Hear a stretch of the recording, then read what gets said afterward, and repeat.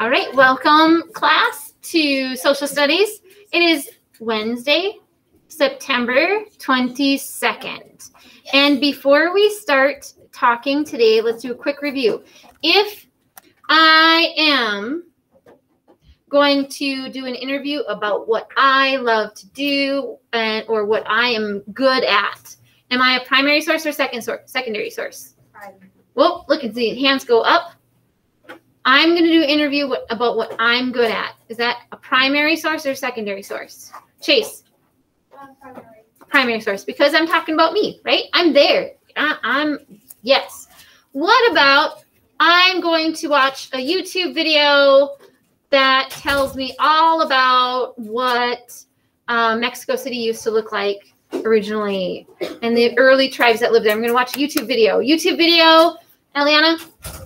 Secondary source, because YouTubers were not at Mexico City when the early tribes of people were there. It was called Tenochtitlan, and I might be pronouncing that wrong. It's the largest city in Mexico. We are going to talk about that when we get into history. That time in history coming up soon. Important parts of a map. Let's review. T stands for title. Every map needs one. O stands for orientation. Okay, raise your hand. It's orientation. O stands for orientation. Now raise your hand and give me an example of orientation. What is another word? What's on our map that tells us the orientation? Axel. North. It tells us what is north. What is the word I'm looking for? It's a little picture. What do we call that little picture? Tristan. A compass rose. A compass rose. Bob, you need to hear me, so keep your head down. It's called a compass rose. Okay, so title, orientation. D stands for date. Everybody? Date. A stands for author. L stands for legend, label, or key. And S stands for scale. How big something is in real life. Okay, we're going to open up today and with a video, and we actually compared to sandy beaches and giant sand dunes, this may not look like much, but don't be fooled. This habitat is one of the most important in the Great Lakes region. Oh, you don't believe me? Well, good thing we're taking a field trip.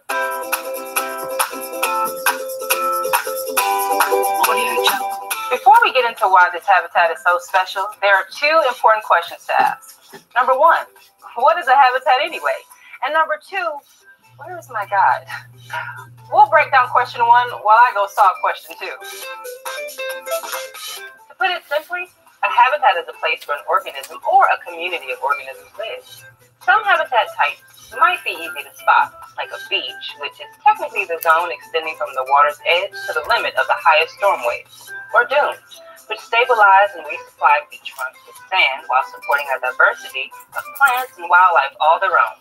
But the Great Lakes region is vast, and there are hundreds of different coastal habitat types that are less known, but just as important. One of those can be found in the Metzger Marsh Wildlife Area, just east of Toledo, Ohio. I met with Matt Kovach there. He is a coastal program manager for the Nature Conservancy. He works as part of a team restoring wetlands on the edge of Lake Erie, and that means he knows this habitat as well as anyone. Matt, thanks so much for meeting with us. So, could you explain to us what are some of the defining characteristics of the Great Lakes wetlands? Sure. So, Great Lakes wetlands are really, really important and special places. There really aren't many of them left. We've lost about 95% of our wetlands in the state of Ohio. They provide really, really important wildlife habitat for fish and birds and mammals and all sorts of things. You know, there's a lot of food there. There's a lot of habitat, a lot of homes for different types of animals that live out here. A lot of things that migrate, a lot of birds that migrate from south to north and north to south. Can you show us some of your favorite places? Sure. Come on with me. I'll show you some of these cool places. Let's go.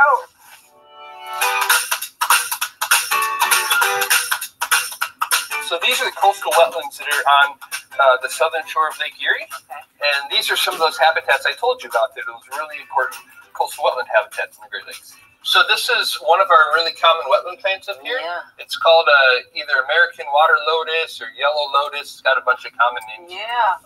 And it's just, Have you seen lotus flowers in Minnesota?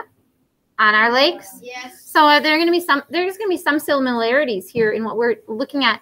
We're talking about Great Lakes today because we're going to be labeling a map of the Great Lakes. And then later when we get to science, our science unit is going to be on biomes. And we're going to talk about different habitats where animals live. And what we talk about in social studies and talk about in science, they kind of go together.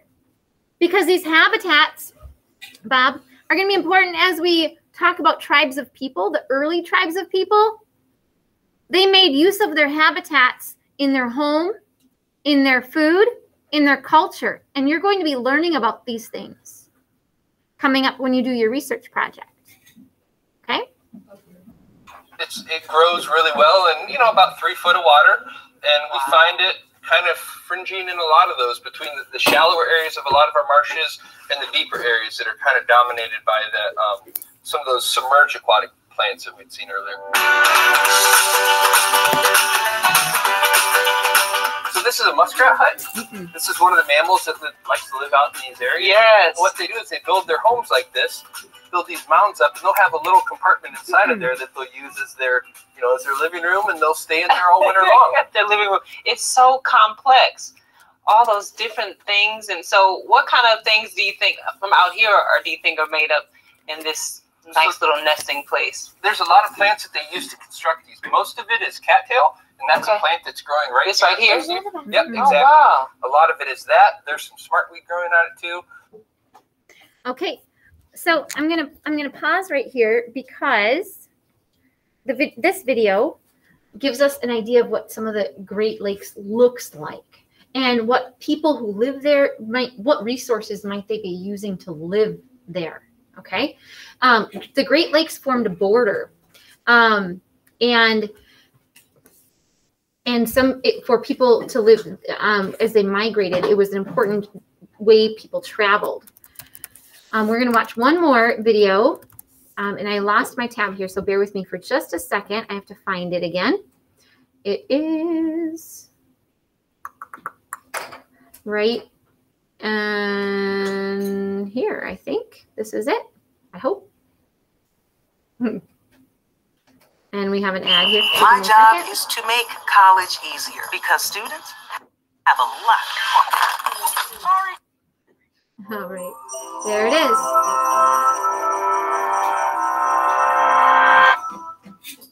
What's so great about the Great Lakes? They're known as America's inland seas. The North American Great Lakes, Huron, Ontario, Michigan, Erie, and Superior, are so massive that they border 8 states and contain 23 quadrillion liters of water.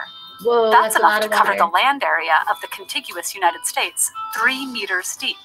These vast bodies of water span forest, grassland, and wetland habitats, supporting a region that's home to over 3,500 species. Hold on, back up. So when we do our biomes project in science, have you been to something that looks like this? What? A Great Lake? Grasslands, sand dunes. Yeah. Have you seen something like that? Have you seen something like this? Forest and pine. Yep. I went sandboarding. Okay. The Great Lakes border a lot of different things. All right, here we go. Over 10,000 years ago, a time when the climate was warming and the glaciers that cloaked the Earth's surface began their slow retreat. These immense ice sheets carved out a series of basins. Those basins filled with water as the ice began to melt, creating the world's largest area of freshwater lakes. Over time, channels developed between these basins, and water began to flow in an ongoing exchange that persists to this day. In fact, today, the interconnected Great Lakes contain almost 20% of the world's supply of fresh surface water. The water's journey begins in the far north of Lake Superior, which is the... Oh, how many of you have been to Duluth Harbor? I want to. If you were ever in Duluth Harbor, you might have even put your toes in the chilly waters of Lake Superior. This is one of the borders of Minnesota. The deepest, coldest, and clearest of the lakes, containing half the system's water. Lake Superior sinks to depths of 406 meters, creating a unique and diverse ecosystem that includes more than 80 fish species. A given drop of water spends on average 200 years in this lake before flowing into Lake Michigan or Lake Huron. Linked by the Straits of Mackinac, these two lakes are technically one. To the west lies Lake Michigan, the third largest of the lakes by surface area. Water slowly moves through its cul-de-sac shape and encounters the world's largest freshwater dunes, many wildlife species, and unique fossilized coral. To the east is Lake Huron, which has the longest shoreline. It's sparsely populated but heavily forested, including 7,000-year-old petrified trees. Below Does anyone know what the word petrified means? What does the word petrified mean? Right here. Okay, yes. Do you know, Bobby? What does the word petrified mean? Like old or like it's covered in mold. It's very old. Yeah, so these are trees that are so old and they've been around so long that they've become rock. They're petrified. So they're almost like tree fossils, sort of. Below them, water continues to flow southeastwards from Lake Huron into Lake Erie. This lake's status as the warmest and shallowest of the five has ensured an abundance of animal life, including millions of migrating birds. Finally, the water reaches its last stop by Where's this? Waterfalls, famous waterfalls. Niagara Falls. Has anyone here been to Niagara Falls? Me neither, but I want to go see it someday. Okay. Dramatically plunging more than 50 meters down the thundering Niagara Falls into Lake Ontario, the smallest lake by surface area. From there, some of this well-traveled water enters the St. Lawrence River, eventually reaching the Atlantic Ocean. In addition to being a natural wonder, the perpetually flowing Great Lakes bring us multiple benefits. They provide natural water filtration, flood control, and nutrient cycling. By moving water across more than 3,200 kilometers, the Great Lakes also provide drinking water for upward of 40 million people and 212 billion liters a day for the industries and farms that line their banks. But our dependence on the system is having a range of negative impacts too. The Great Lakes coastal habitats are being degraded and increasingly populated, exposing the once pristine waters to industrial, urban, and agricultural pollutants. Because less than 1% of the water leaves the lake system annually, decades-old pollutants still lurk in its waters. Humans have also inadvertently introduced more than 100 non-native and invasive species into the lakes, such as zebra and quagga mussels, and sea lampreys that have decimated some indigenous fish populations. On a larger scale, climate change is causing the waters to warm, thus reducing water levels and changing the distribution of aquatic life. Luckily, in recent years, governments have started to recognize the immense value of this natural resource. Partnerships between the United States and Canada are underway to reduce pollution, protect coastal habitats, and halt the spread of invasive species. Protecting something as massive as the Great Lakes system will require the collaboration of many organizations, but the effort is critical if we can preserve the wonder of this flowing inland sea. Okay, so now I would like you guys to open your social studies notebook. So find your social studies notebook. I'm going to stop presenting here. And I'm going to shift gears and present over here. And hopefully this works. Share. Okay, there it is. You should have your social studies notebook. Is that showing up the right way? Yes. Sweet. Social studies notebook. If you don't have it out already, get it out now. I'm going to zoom this in for my in-class kids. And in your notebook a few days ago already, we glued in your Great Lakes. We noticed, does it have a title? Yep. Does it have an orientation? Yep. It didn't, but we added it. Bob and Travis, I need to see your maps open, please. Title, orientation. Did you add a date? Yep. And an author? Yep. A legend and key we're going to work on today. And we said, remember, there's no scale for this one. Okay, so is your map open? Yep. All right. Let's see. First thing I think we're going to do is name the Great Lakes. And the Great Lakes, I like to do them in order, so I remember that they flow in order. And the acronym I use is that Superman helps everyone. Superman helps everyone. Superman helps everyone. All right, so S stands for what lake starts with S? Superior. Okay, can I have somebody run up to the board and go touch Lake Superior? Lane, go for it. Where's Lake Superior? Go up there. Oh, he needs some help. Raise your hand if you can help him. Lane, call someone new. Travis. Travis. Where's Lake Superior? Can you go point to it? Is it like this one? Me too. I agree. Yeah. Okay, so right in here, we're going to put Superior. Lake Superior is the coldest, largest as far as water in it. It has the most water in it. It's one of the deepest lakes. And it also borders our favorite state, our home state of Minnesota. So we're going to make sure this is labeled MN. This is Minnesota.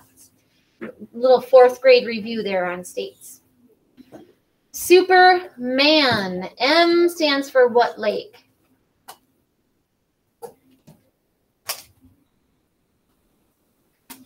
M stands for, don't say it yet. Don't say it yet. M stands for Superman. M stands for Chase. Lake Michigan. Lake Michigan. And we have Wisconsin right here. This is WI, Wisconsin. And Wisconsin is right next to Michigan. And I'm forgetting right now as I write my map. What is the abbreviation for Michigan? It's M. MI. It's MI, I think. Or is it MA? No, that's Maine. MI is Michigan. Yes. MI. And so right in here next to Lake Michigan, or next to Michigan is Lake Michigan.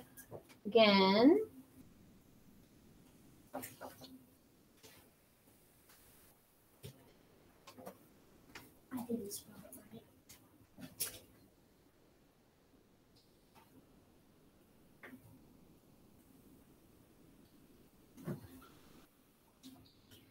So we have Lake Superior.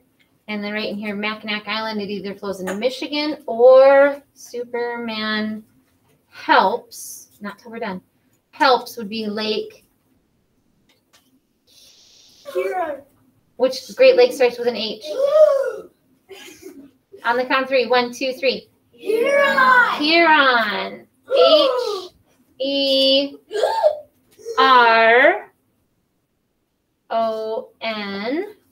I don't think what Okay, so we have Superior, Michigan. Keep going. Michigan. Huron, I'm going to pause right now. When your map looks like mine, just give me a thumbs up so I know you're ready. Hand on your head. Oh, a hand for Huron. Hand on your head because we're done with like Huron. That all starts with, I like that. I like that. We'll do that. Hand on your head when you're done writing Huron. Superman helps every. That stands for Lake. Close. Erie. E-R-I-E. Erie. There's a town called Erie, Ohio. So we'll get Erie, Ohio. We've got Ohio. We have Pennsylvania. And what's this big state here? What is it? Right here, Riley. Texas. No, Texas is down in the south. New York. It's New York. New York. New York. N-Y for New York. Wait, what's PA? Pennsylvania. Oh, I went. So we have Superior, Michigan, Huron, Erie, Superman helps every, what's the last one? Ontario. Everyone. This is Ontario. Right, kind of small. Ontario. O-N-T. Superior's the biggest. A-R-I-O. Ontario. Now let's go back. We missed a couple states. We got Minnesota, Wisconsin. Lake Michigan touches these two states too. What are these two states? Illinois. Which- Illinois and Indiana. Okay. Illinois is I-L. And then what's right next to here? Indiana. I-N. 1, 2, 3, 4, 5, 6, 7, 8. There's 8 states that border the. Okay. Now I asked you to have colored pencils. If you have colored pencils, get them out now.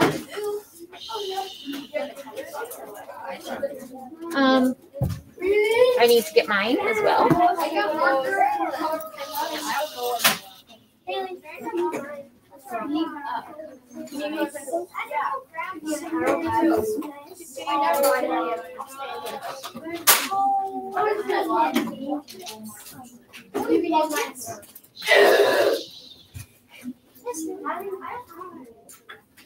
Here you go. You guys, can you share? If someone at your table has them, guys, we don't have time to go to our lockers. Nope. We will do not have time to go to your lockers. You can share. Okay? Share it to people at your desk.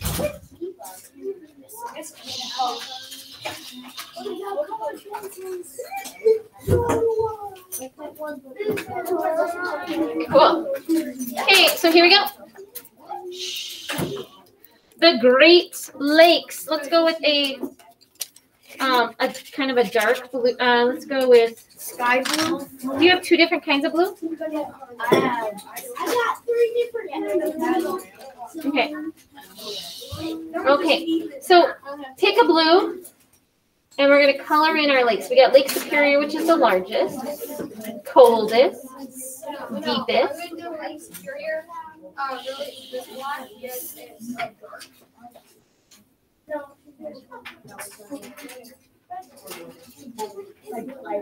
Which one Okay. are you using? Okay. Is that your newest science spot?